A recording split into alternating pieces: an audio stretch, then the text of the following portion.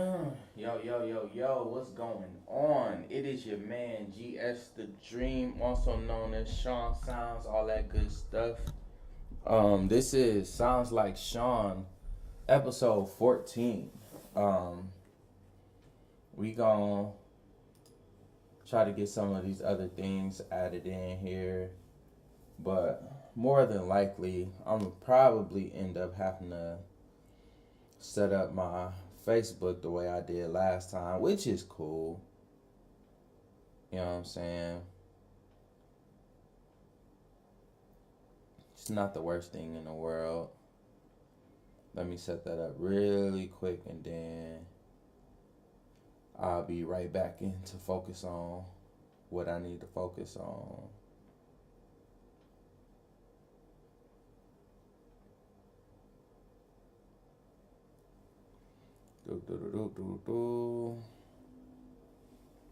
I'm gonna set this up like this. Actually, I'm gonna put my Facebook a little bit closer to me.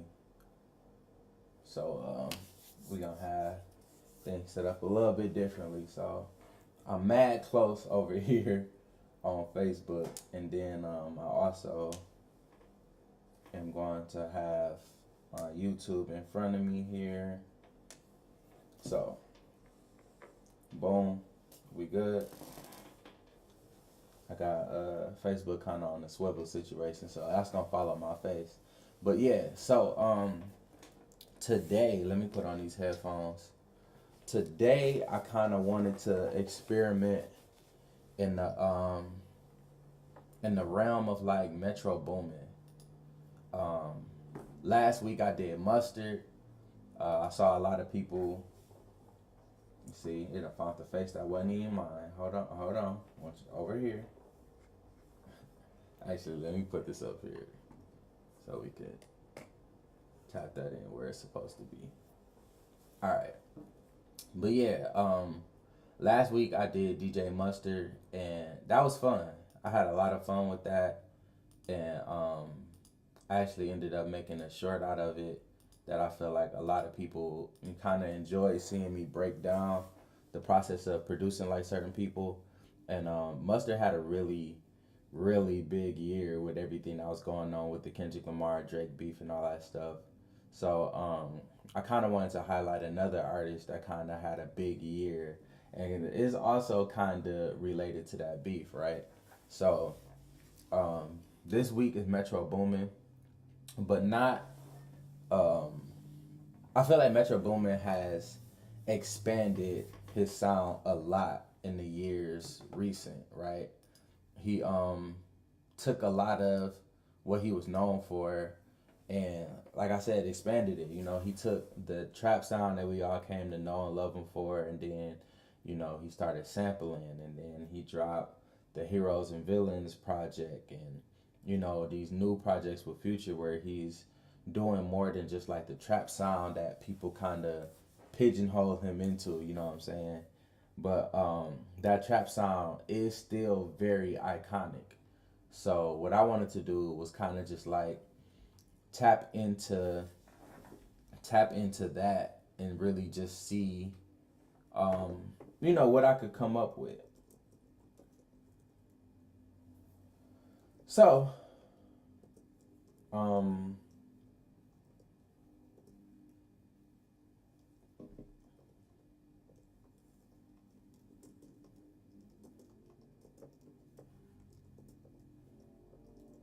hold on just 1 second, gotta get some things set up real quick. So um I feel like one of the main things Metro is known for is definitely the 808s. You know what I'm saying?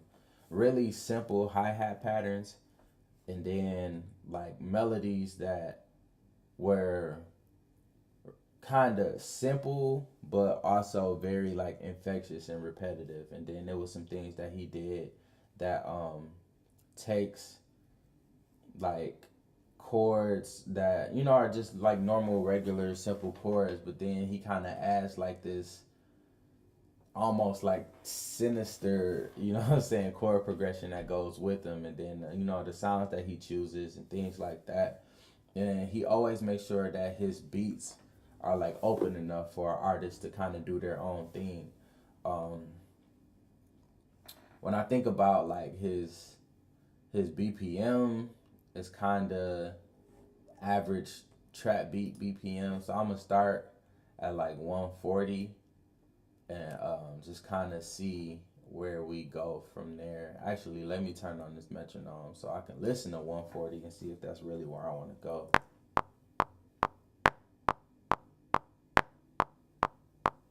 Sounds cool enough. And we can always change it later. You know what I'm saying? So the first thing I'm going to do is I'm going to go to a VST called Heat Up 3. That has some of my favorite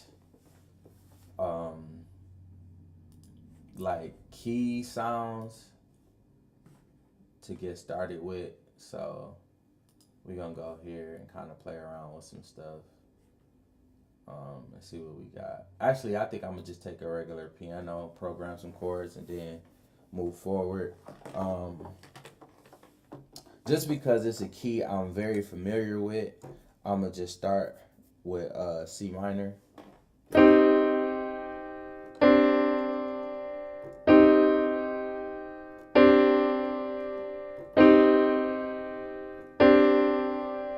Alright, so one thing that I noticed when Metro Boomin produced, or some of his old production, used to have this progression, right, where he would play a minor chord and then go straight to the suspended chord, right?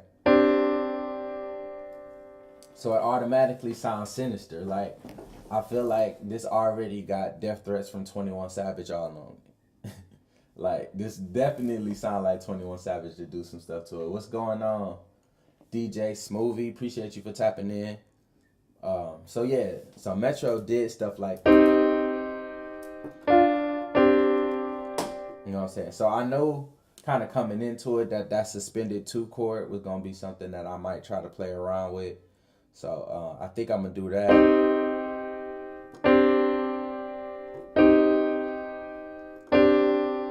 So we're gonna program that, and then we're gonna double back around and get some drums going. So let's get that going first.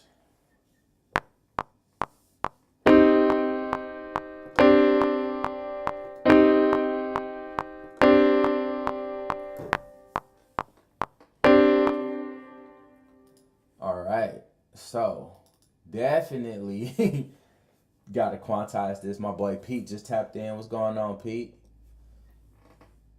About to cook up some Metro Boomin kind of vibes real quick. I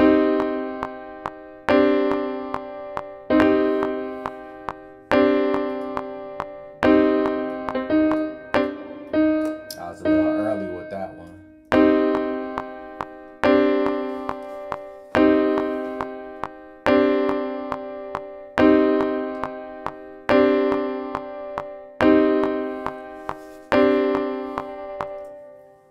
Alright, cool. So I got the basics of my chorus down. Probably gonna end up changing the sound later, but just for the time being, we're gonna do that. Another thing that Metro was kind of known for was like these like flutes, right? So I'm gonna come in here and just try to see if I can come up with like a real quick flute melody to play on top of that.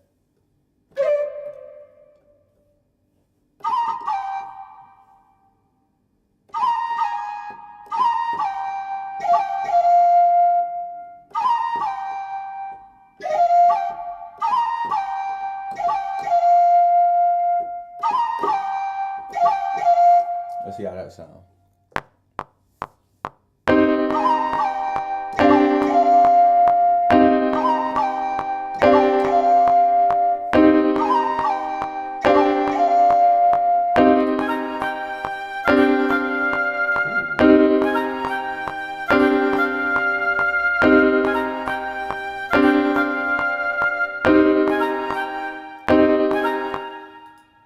I like this already. We did something. Hold on now.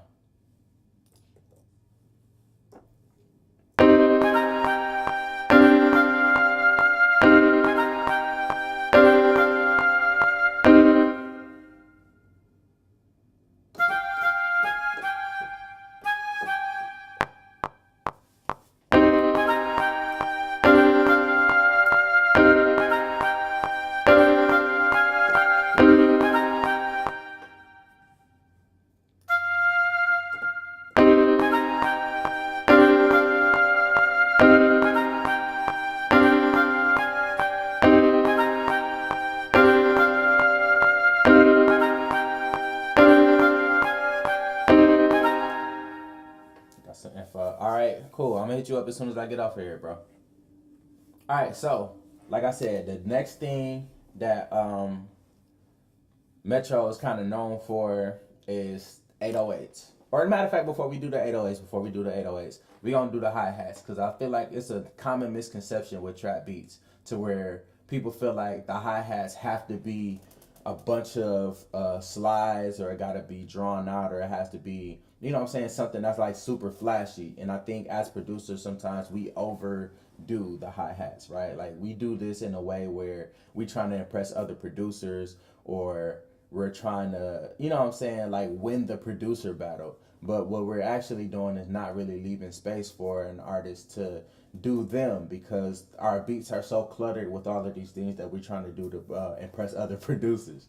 So Metro kind of is known for having like, I'm not going to switch it up in some of these parts. I'm not about to just have it a straight 2-beat pattern all the way through. But I feel like Metro definitely excelled in making beats that were open enough for artists to do their thing. You know what I'm saying? I'm leaving enough space for Future to go in and do his thing, or giving enough space to 21 Savage for him to be 21 Savage, you know what I'm saying, without necessarily competing or fighting with a beat. My boy Chris the Boss just tapped in. What's going on, Chris?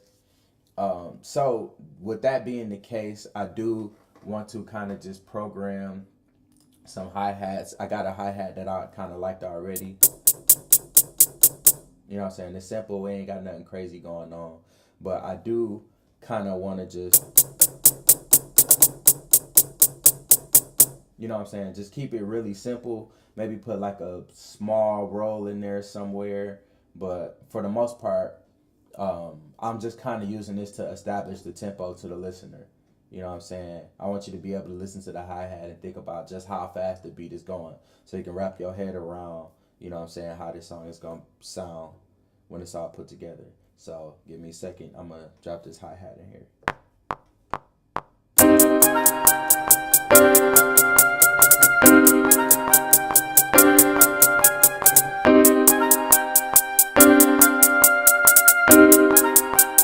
Definitely gonna have to quantize that. I should have just went in and programmed it, but I like putting my fingers on the keys, man. It made me feel like I'm doing something.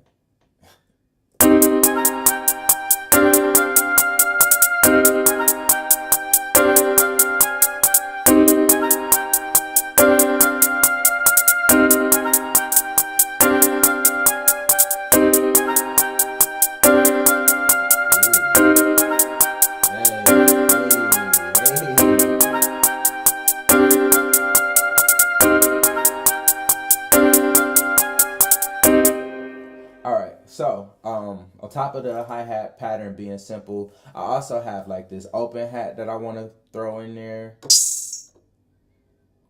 And I just, I don't know, I just kind of like this as texture.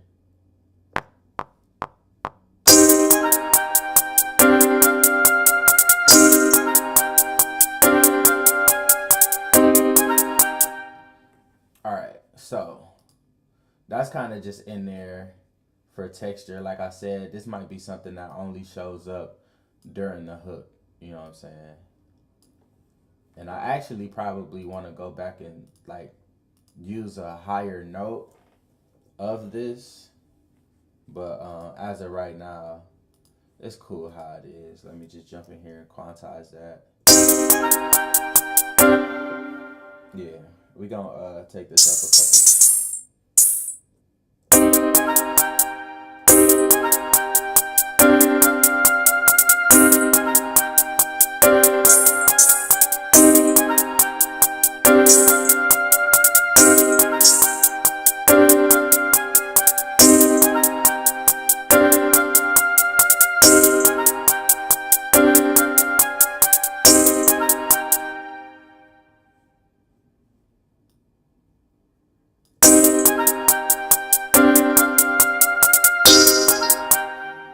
I kind of like it lower.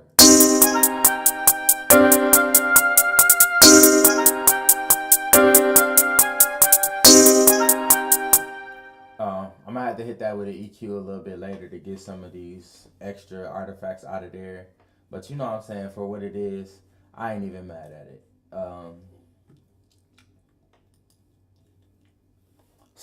Um, another necessary part of the drum pattern is our snare. I went and I grabbed one before I got the session started. I kind of grabbed a couple sounds that I knew I was going to end up using because I didn't want to really mess up too much time by just going through here and searching for sounds. So I did kind of put the sounds together, but the melody, the 808, the kick, this hi-hat pattern, the other stuff that I'm doing in real time. So I don't want, you know what I'm saying, I don't want nobody to think I just pre-made a beat and I'm coming here and pretending like I'm cooking up. We really cooking over here, you feel me? Appreciate you for tapping in. Thank you for everybody that's, you know what I'm saying, taking time out of their day to cook up with me. I know it's kind of early, you know what I'm saying. I mean, 10 ain't too early. 10 ain't too early. But I do appreciate y'all for being here. So yeah, we gonna put this kick in. Actually, I probably need to go through this folder and grab another kick because it's normally like a off kick or like a bounce kick in a lot of his production. But for right now, we're just gonna program this one. And like I said, this beat is supposed to be very open, leave space for artists to do their thing. So we're gonna make it very simple.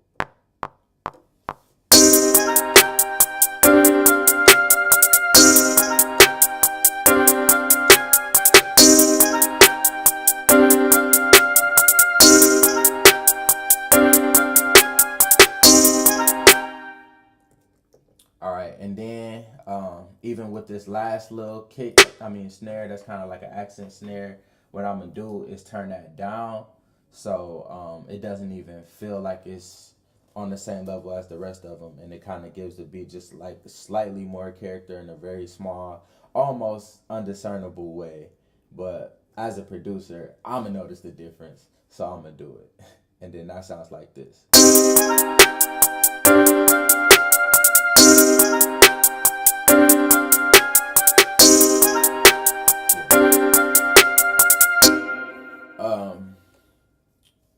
Metro also uses like snare rolls and stuff like that.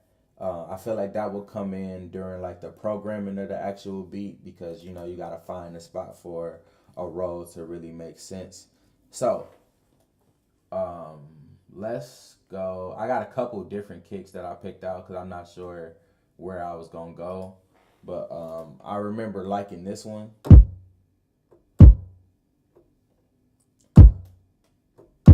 It's a real like hearted kick, like it has a lot of body to it, and I feel like the fact that it's not muffled and the fact that it's already deep means that it can blend well with the 808. I know sometimes people try to take a kick that has a really good top end and then kind of letting the 808 handle the lower framework of it, but really I like having a kick that catches my attention, and then I just make the 808 work with whatever the kick is doing. Like I do want that 808 to kind of carry the rumble, but I want the initial hit to be all kick, and then maybe the 808 can handle, you know what I'm saying, with the suspended sound or with the sustained sound it's doing. But I'm being all nerd right now.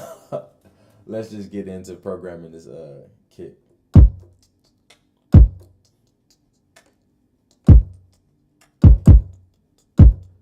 I think I'm gonna do that.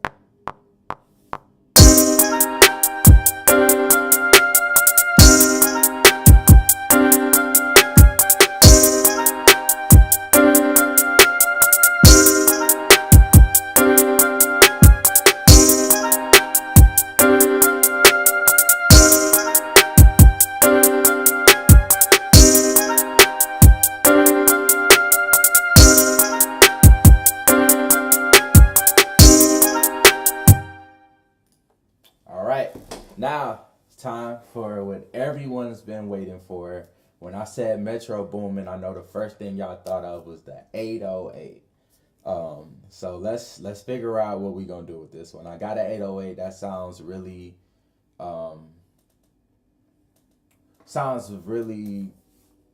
it sounds like something that we heard in trap music a lot.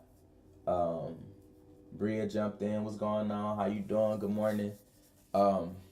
I feel like this 808 is really um, synonymous with like trap, and you've heard it a billion times in a billion hit records, and I feel like no producer's drum kit is complete without this specific 808. And some of the producers that hear this are going to hear this 808 and know exactly what it is because they've used it in some kind of way, shape, or form.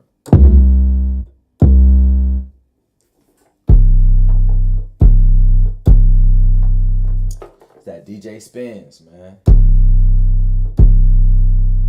That 808 has been used across trap production for as long as trap production has been a thing. Um, so I feel like I know a lot of early Metro Boomin used, 808s that were, close to this in sound as far as like the timbre is concerned. So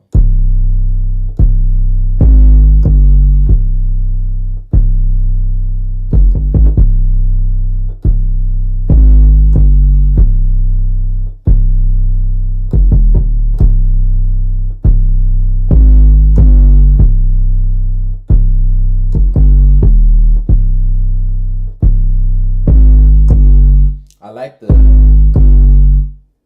I like that, like how that works.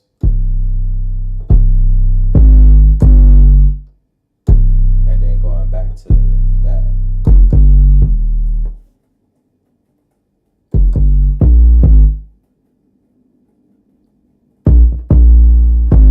See, I feel like once I get up here, I'm kind of interfering with what my actual instruments are doing, and I want the bass to stay in a bassist place. You know what I'm saying?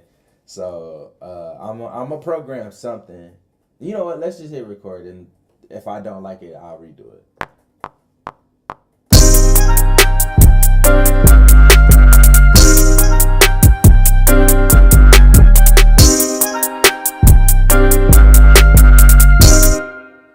All right, we're gonna quantize this real quick. Cause I be a little too excited sometimes. I be hitting my notes a little too early. So let's see how it sound with everything together.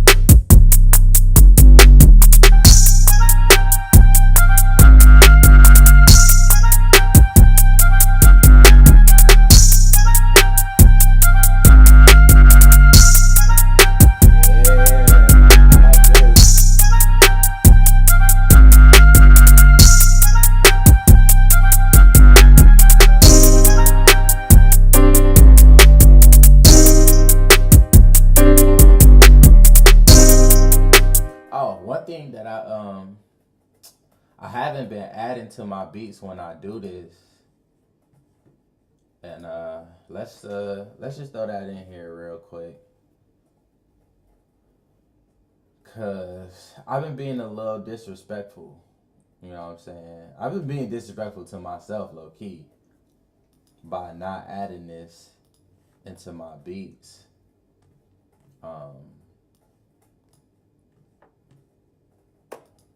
So, you know what I'm saying? Sometimes you just gotta apologize to yourself. Sorry, self. You know what I'm saying? I ain't even mean to have you messed up like that. Is that Sean? I ain't even been putting my tag in my beats. You know what I'm saying? I'm cooking up. I'm over here creating, and I ain't even been giving myself the respect that, you know what I'm saying, that's demanded everywhere else. So first thing I'm gonna do is I'm gonna take everything besides these keys, I'm gonna move it over about 4 bars. I had the keys playing by themselves. Copy this over, and we gonna take a second to Is that Shawn? Add this tag in here real quick.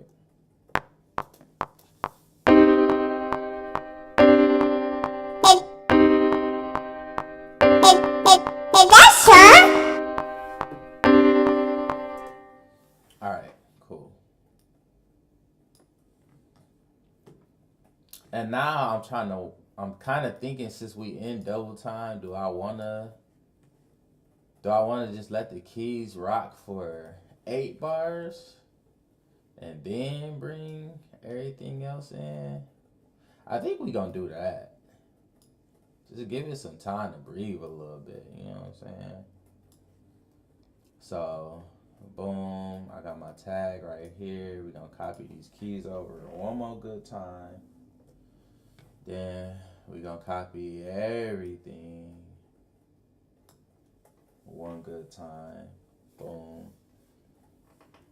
Now we're gonna play it.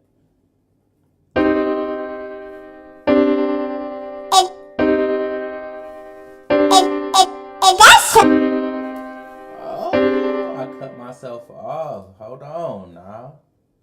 Can't cut off my baby. Can't cut off the baby. Alright, let's play this one more time.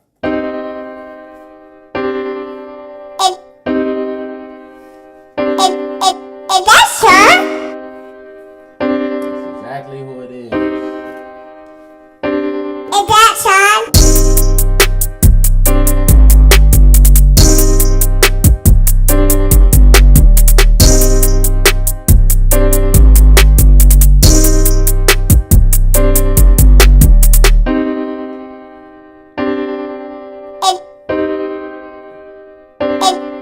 Is that Shawn?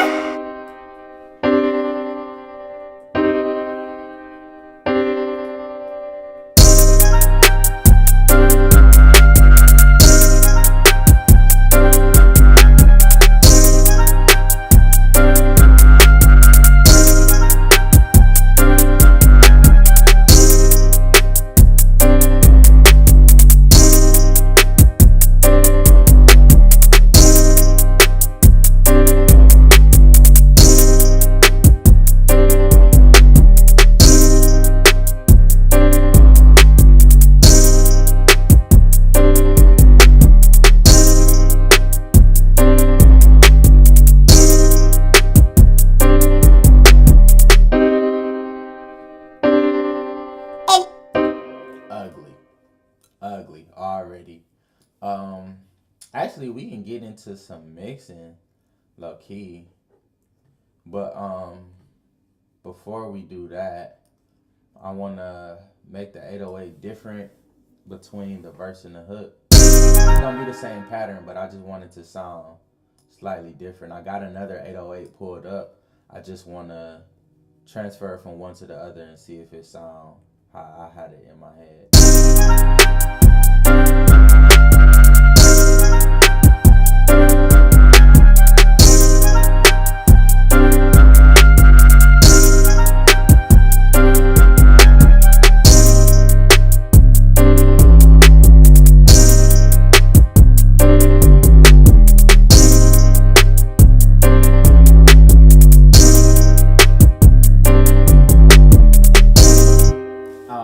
Sure if y'all could tell the difference, but the 808 that's in the verse kind of lasts a little bit longer, and I like that because I am taking away an element in the high end, which is like the flute. So once the flute disappears, the 808 kind of has more space to do its thing without like crowding up the beat or just, you know, taking up too much space. But also this 808 is kind of, it can be tightened up. So I'm going to go find my transient shaper, and we're gonna go ahead and dial in some things to make this 808 in the verse sound just a little bit tighter. And actually, while I'm doing this, I'm gonna go ahead and take out the kick, so I'm not hearing the frequencies from the kick, and I can kind of just hear what the 808 is doing.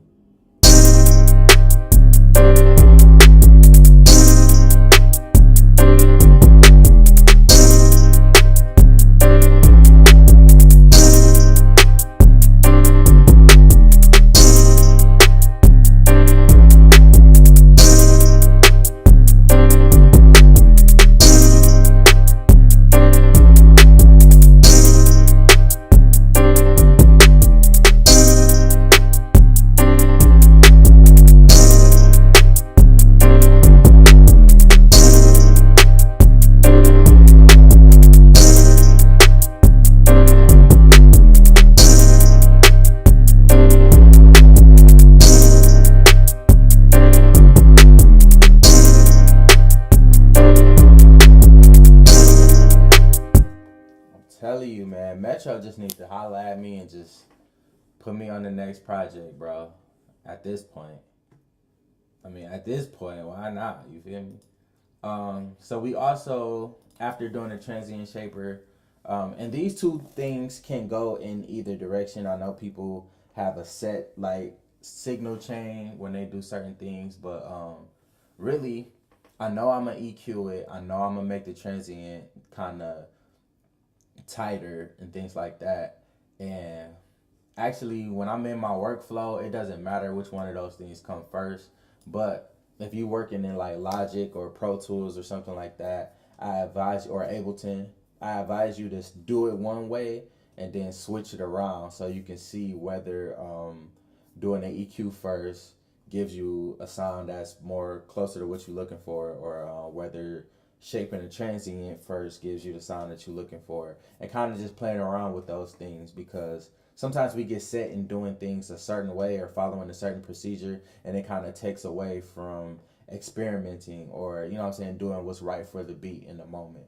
So I know really I do these processes as they come to mind.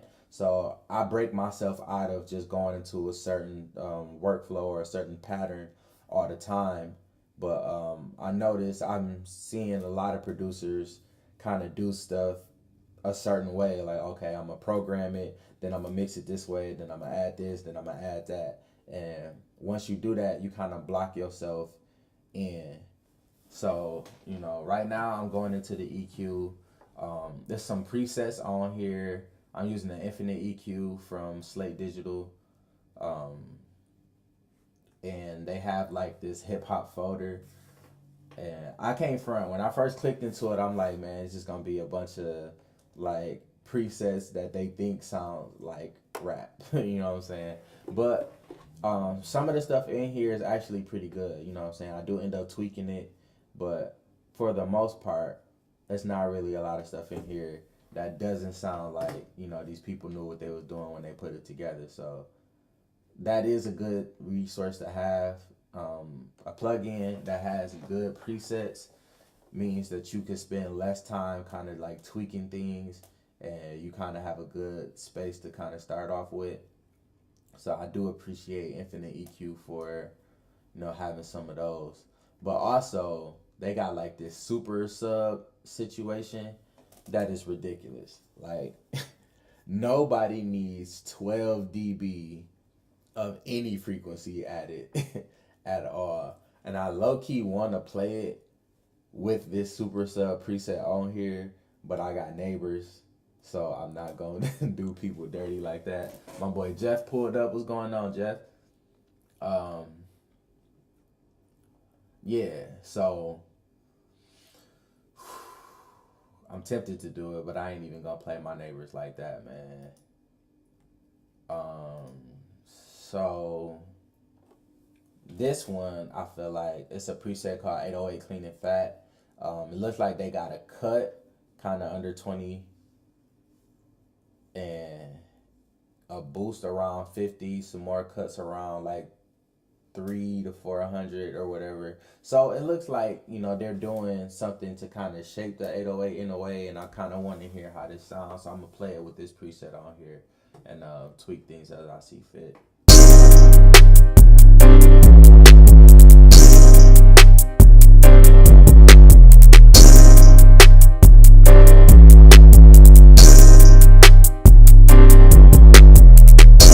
Keeping in mind that this is the 808 that's going to be going on during the verse, I do want to make sure I'm making enough space for our artists to kind of do their thing. So I took that cut that was going on kind of like to 3 to 400. I kind of put it in the higher 400s, and or kind of closer to 500, like 450, 475, something like that, and carved out a little more space just so the mid range will be open a little bit more for some vocals to sit into. I know the main part of your vocal is going to be closer to like the 2K range, but this isn't that far if you're looking at it. And also, you're supposed to mix with your ears and not your eyes, but I don't have any vocals on here to kind of compensate for. So I'm kind of trying to pre-compensate for those things in my head before this even makes it out of my dog. This has been something I've been creating for all of 30 minutes, and I'm already thinking about the artists that could be on it. So yeah, I gotta focus on the task at hand and stop doing that so much. But we got that going. I'ma probably do the same thing for the 808 that was in my hook, because I also want to make sure that that hits, and I also want to make sure that I'm leaving space for the artist and the other instruments that's going on. Plus, that's the spins 808, so you know what I'm saying, that could get out of hand real quick if it's no. You know what, the spins is actually pretty standard, so that's not an 808 that you gotta fight with. Now that I'm thinking about what I'm saying.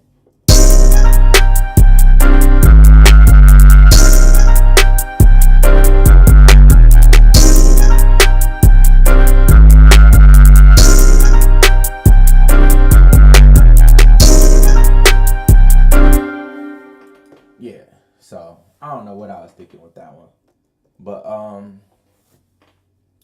there is this little plugin I like from Cymatics. I was about to say Cinematic. From Cymatics called Diablo.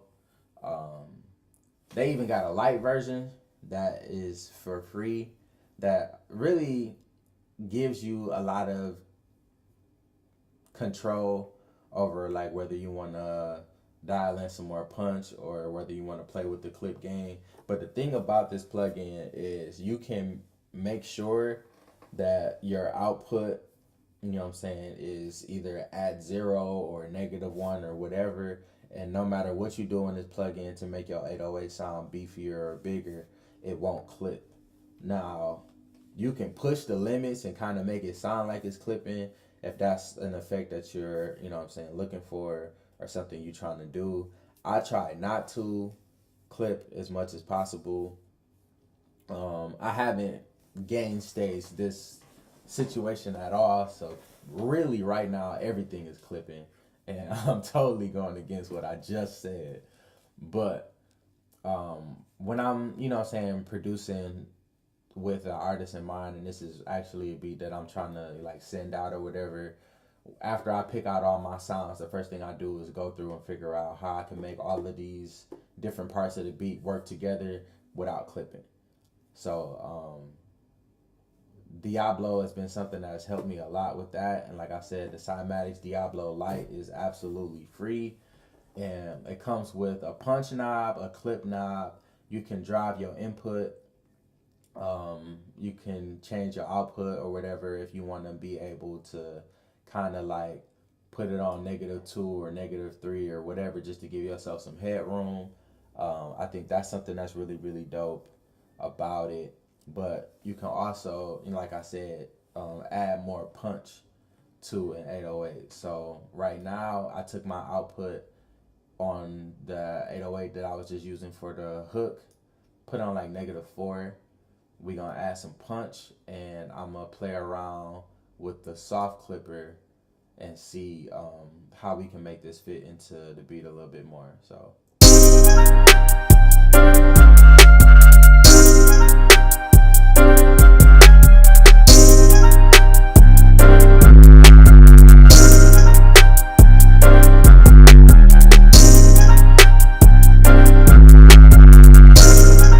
So that way, it sounds very present in everything, but my overall, even with everything else peaking, my snare is coming in at almost 5 dB over clipping. The overall beat is doing something crazy, but this 808 is sounding very, very present. It's almost sounding like the loudest thing in the mix, but it's actually coming in at -4 dB. So that's audio nerd talk for it. Sounds loud, but it's not gonna clip. You know what I'm saying? It's gonna work well in whatever speakers you got going on, whatever headphones you might be listening to. It's gonna sound good whether somebody playing it on their phone or playing it in a studio environment. So, you know what I'm saying? We tapped in. You know what I'm saying? And that is a free plug-in, so that's just a little bit of sauce real quick. My G, Trev just pulled up showing some love. So yeah, and then also that plugin works on snares. You know what I'm saying? If you got a snare that you want to be super present, actually, let's go through and do that right now. So the same way I have my 808 kicking. I'm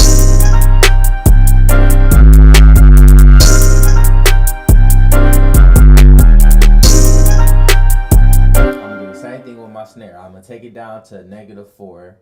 So I know I'm not flipping in my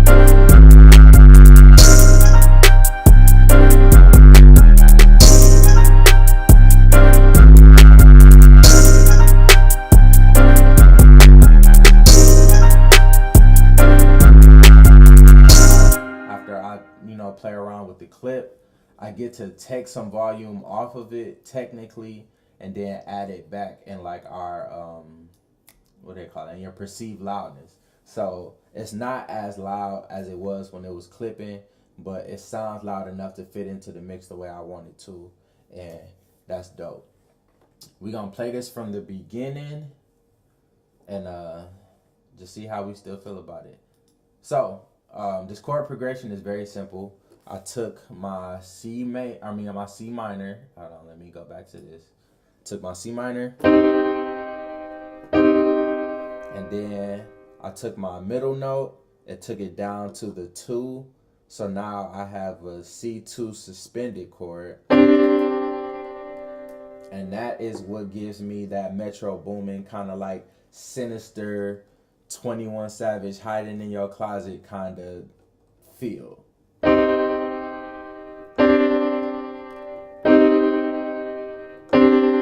Very simple.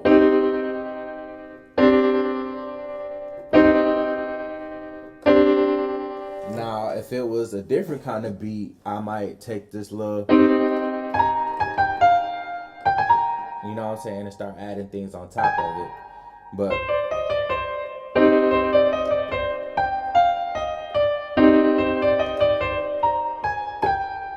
you know what I'm saying? You can play stuff on top of it, but in the Metro Boomin beat, it's all about simplicity. You know what I'm saying? I could even,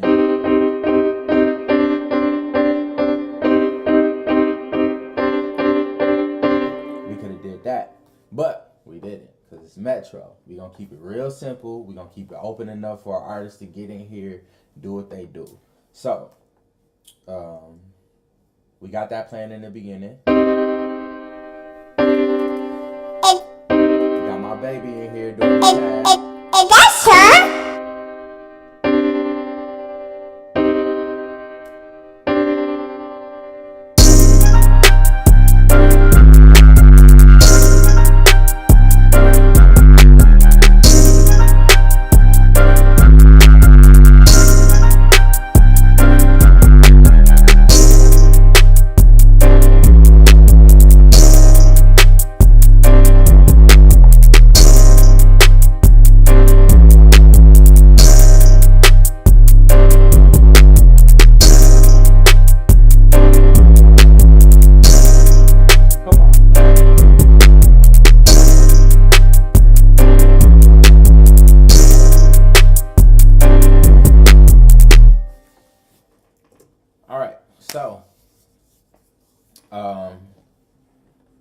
This piano, even though it is doing its job, it sounds a little basic.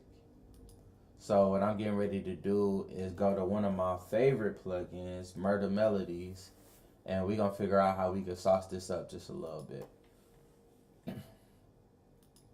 I'm actually going to highlight the first 8 bars of this beat so we can focus on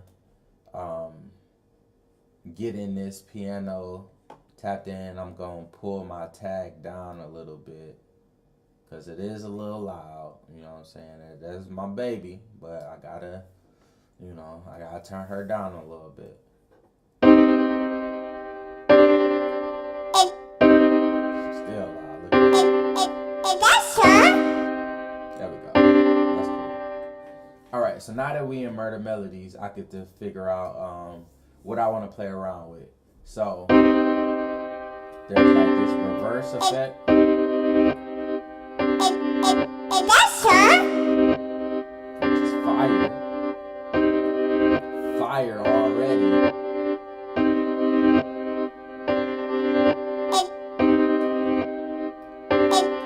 Is that Sean? Actually, I'm not even gonna take that all the way off. We just gonna, you know what? I'm gonna take it all the way down for now, and then I'm gonna play around with some other things, and then we gonna add the reverse effect back. There is this like rhythm delay. Is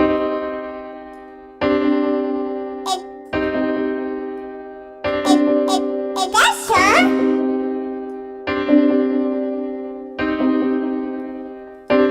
That's cool. We got clarity. Is that Sean? It almost changes the timbre of it when you add the clarity, but I think it's kind of like some high end shine kind of stuff. So makes the high end a little more present. Is that Sean? I like a little bit of that though. Let's add this reverb in.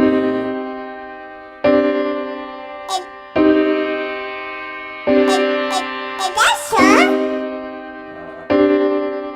I don't like the plugins reverb on this one. I think I might go back and add some play reverbs or something from Chromaverb. Put that on the bus and kind of blend that in. I'm not feeling that.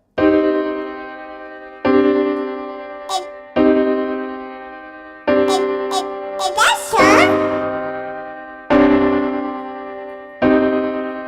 Playing around with the saturation knob. It's doing something in my headphones, but it don't sound like it's doing too much in the actual speakers. So it make me wonder, is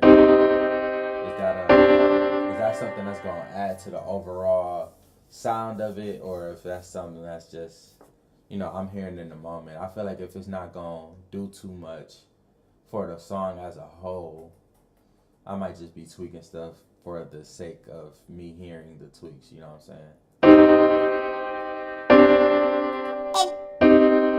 Alright, so this is how it sounded. Is that Sean? This is how it sounds with some of the things added. Put that reverse back in there. Is that Sean?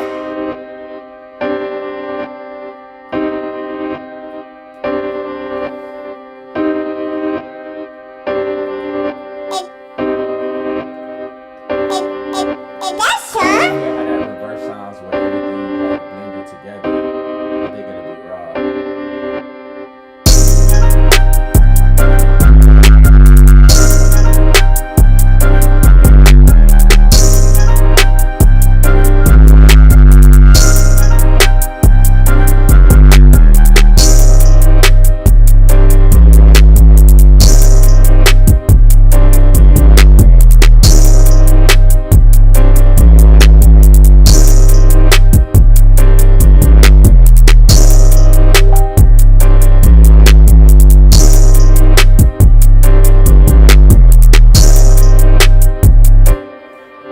So, one more thing that I need to do with this 808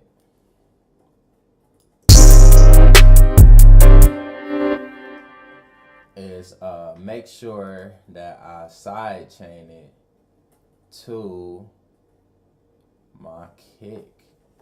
So, like I said, I wanted the kick to kind of do some of the heavy lifting, and I want the 808 to pretty much follow that, right? So, with that being the case, I want to make sure that my 808 is making space for my kick to kick and do its thing. So, one of the ways I can do that without doing a ton of like EQing and carving out space permanently for this thing, or like going through and trying to automate it so every time the kick comes in the 808 kind of steps to the side for a second. One of the ways that I try to like get around that issue and make them play nice together is I use a compressor. And I'll put a compressor on my 808 and I will sidechain that to my what's up with that audio? What you mean? It's loud, it's quiet. What's going on? I was thinking I was rocking this whole time. Ain't nobody else tell. See, y'all ain't tell me nothing. Y'all ain't my real friends. But yeah, so let me check my settings real quick. OBS said we good. Let me play some music.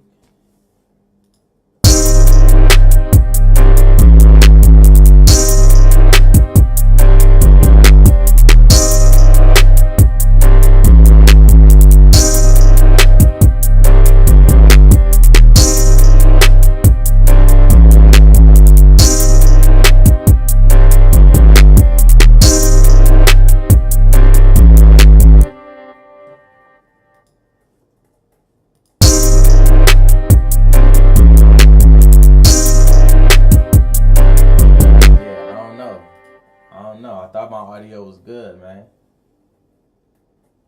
Sounds really thin and harsh. Well, you are watching from my phone. I also have a stream that's going on YouTube on Shawn Sounds, so maybe the audio might be better there. I'm not sure, but dang, that's trash. I thought y'all was getting a full effect. My bad. But yeah.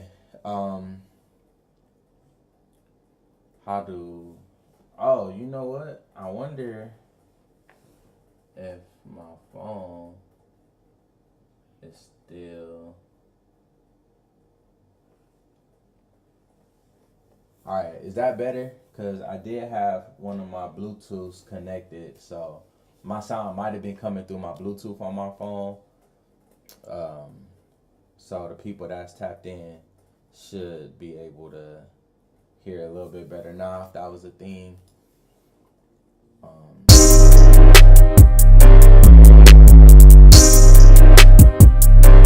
Anyway, back to the beat. So we gonna make this compressor kind of make my 808 step away when my kick is doing this thing, just to give myself some more room. So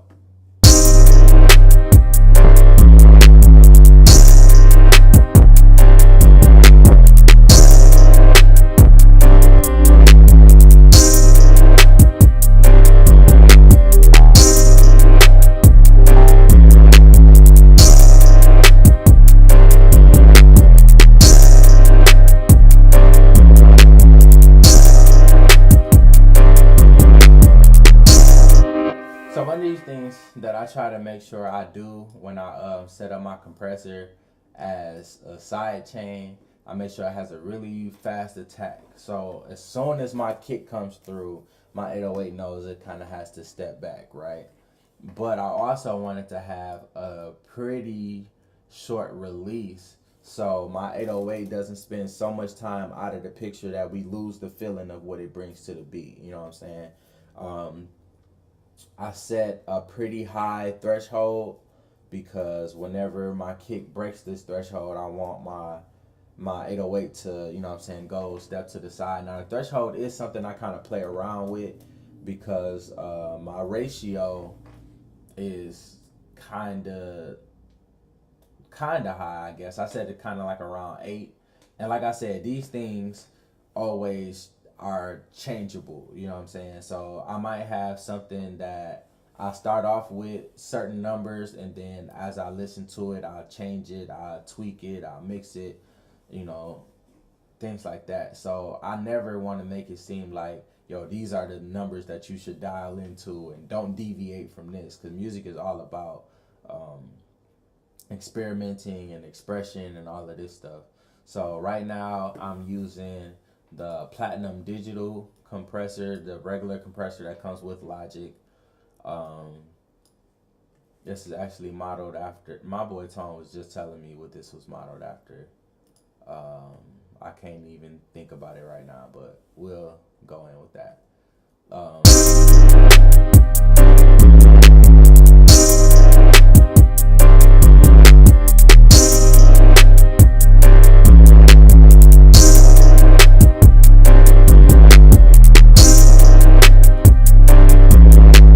So right now I'm playing around with my threshold until my needle kind of reacts to about 10 dB, because once I make my signal on the 808 disappear kind of anywhere between like 6 dB and forward, it leaves enough space for the kick to do what it's supposed to do. So if I'm taking away 10 dB from something that's already coming in at a level where it's not peaking, and then I'm taking 10 dB away from that to leave space for my kick, that means that it's making a lot of room for my kick to kick.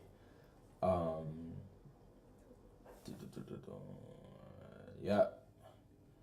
Tom said this is the most transparent version of the Logic compressor because it can operate extremely fast without leaving artifacts. I really, really hate artifacts. Like, if you mixing something and I can tell that you're mixing it, or it's pieces of it where I can see and feel that it's been processed in a certain way, it kind of just make me feel like you're being too lazy to hide your tracks, right? Same thing like with auto-tune. Like, if I can hear that you missed the note and the auto-tune is doing a complete correction, I feel like you should have just did that takeover. You know what I'm saying? But that's neither here nor there. We getting this 808 dialed in.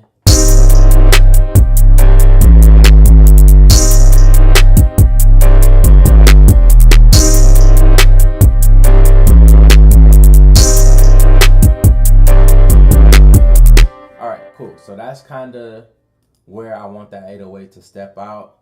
Now on the same side, I haven't shaped or added any extra like EQ or anything to that kick. So I am going to go back and kind of use a transient shaper to add a little attack on that kick, because it is a deep sounding kick, but I also want it to thump a little bit. So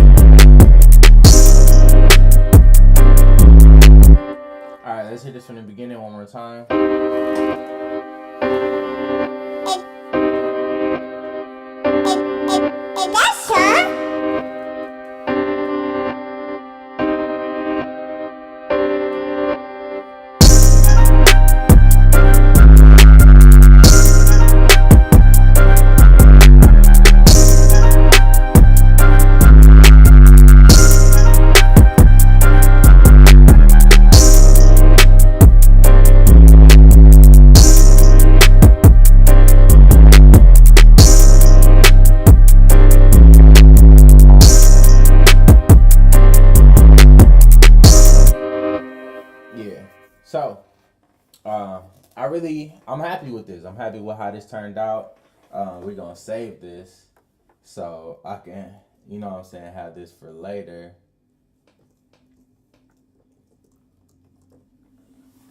But yeah, this has been another episode of Shawn Sounds Like, or Sounds Like Shawn, I should say.